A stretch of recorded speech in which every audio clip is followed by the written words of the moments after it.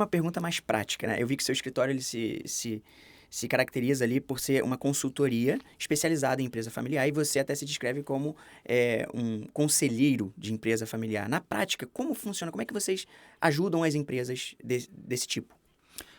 A gente de fato, a gente pode atuar como conselheiro, embora mais frequentemente atuemos na função de consultor, né? A diferença principal é que o consultor ele entra e sai. Então é um trabalho que tem um tempo definido, pode ser 2 meses, pode ser 6 meses, mas ele tem uma entrega final.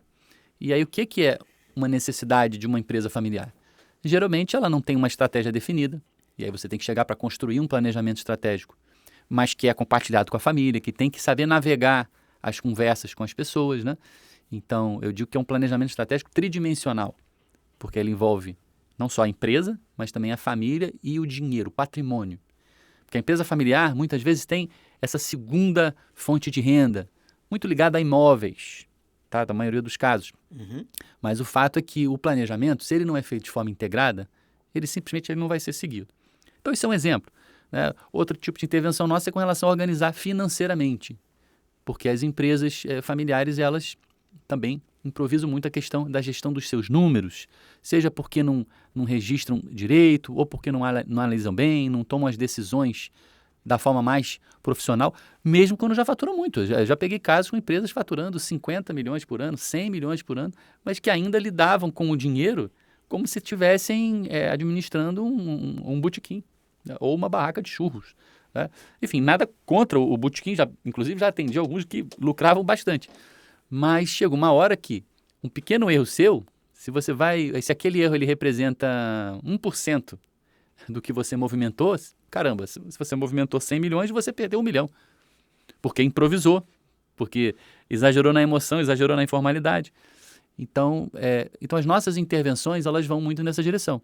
A gente também ajuda a planejar a sucessão, enfim, são as São os principais, serviços que a Medina Lopes oferece para... os principais serviços. Agora, entre eles, como você falou, o conselheiro, diferentemente do consultor, ele entra para ficar. Claro, não para sempre, mas ele vai ficar alguns anos, né? Em média, as empresas que eu acompanho, eu fico ali 3, 4 anos no conselho. Hoje eu participo de Você tem uma alguns. perspectiva mais de médio e longo prazo do que a consultoria simples. Essa é a ideia, porque, num certo sentido, a posição do consultor, às vezes, ela é um pouco confortável, porque Sim. eu vou recomendar o que tem que ser feito, vou ajudar a implementar as primeiras mudanças, mas depois eu saio. E aí cabe à empresa implementar aquilo. Agora, o conselheiro não. Ele vai o tempo todo estar fazendo as recomendações, e se aquilo não deu certo, mesmo se a empresa fez o que você recomendou, você continua ali dentro. Então você tem o accountability, Sim. você tem a prestação de contas. Ora, bolas, há 6 meses atrás, senhor conselheiro, Uhum. você nos orientou nessa direção, e agora? Então a nossa responsabilidade é muito maior. Sim, com Né? certeza. Só que o conselheiro, eu entendo que ele tem um valor ímpar para o negócio, porque se eu fico anos, eu vou construindo a confiança da família. Né? Então é um pouco ali do papel do Robert Duval, no Uhum. Poderoso Chefão. Uhum. Não é isso? É aquele que tem um olhar... Ali ele tinha um papel muito jurídico, Uhum. né? Que não é o meu caso, mas Um olhar um pouco de fora. um olhar técnico, um Exato. profissional de mercado, mas que está ali trabalhando para a família. E aí sabe que na hora que ele vai falar com o pai, fala de uma forma, na hora que vai falar com o filho, fala de uma forma. A gente também tem que sensibilizar.